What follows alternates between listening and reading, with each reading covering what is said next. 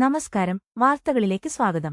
ഇന്ത്യയിലെയും യൂറോപ്പിലെയും ഗൃഹപ്രവേശന ചടങ്ങുകൾ തമ്മിലുള്ള പ്രധാന വ്യത്യാസങ്ങൾ ചൂണ്ടിക്കാട്ടി ഉക്രൈനിയൻ കണ്ടന്റ് ക്രിയേറ്ററായ സാൻഡ്ര പങ്കുവച്ച വീഡിയോ ഇപ്പോൾ സമൂഹമാധ്യമങ്ങളിൽ വൈറലാകുന്നു. ലോകത്ത് എവിടെയും ഹൌസ് വാർമിംഗ് ചടങ്ങുകൾ ഒരുപോലെ ആയിരിക്കുമെന്നാണ് താൻ കരുതിയിരുന്നതെന്ന് സാൻഡ്ര പറയുന്നു. എന്നാൽ ഇന്ത്യയിൽ പങ്കെടുത്ത ഗൃഹപ്രവേശന ചടങ്ങ് തന്നെ അത്ഭുതപ്പെടുത്തിയെന്ന് അവർ വ്യക്തമാക്കി.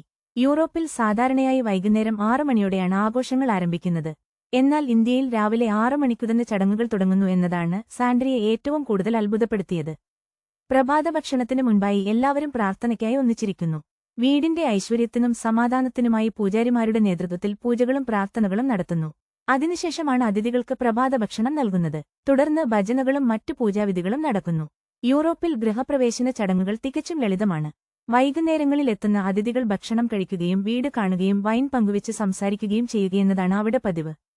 എന്നാൽ ഇന്ത്യയിൽ നന്ദിപ്രകടനത്തോടെയും ദൈവാനുഗ്രഹത്തോടെയുമാണ് ആഘോഷങ്ങൾ തുടങ്ങുന്നത്. വീട് എന്നത് വെറുമൊരു അപ്പാർട്ട്മെന്റ് അല്ല, മറിച്ച് ഒരു കുടുംബം ഭാവിജീവിതം കെട്ടിപ്പടുക്കുന്ന ഇടമാണെന്ന തിരിച്ചറിവാണ് ഇന്ത്യയിലെ ചടങ്ങുകളെന്ന് സാൻഡ്ര കൂട്ടിച്ചേർത്തു.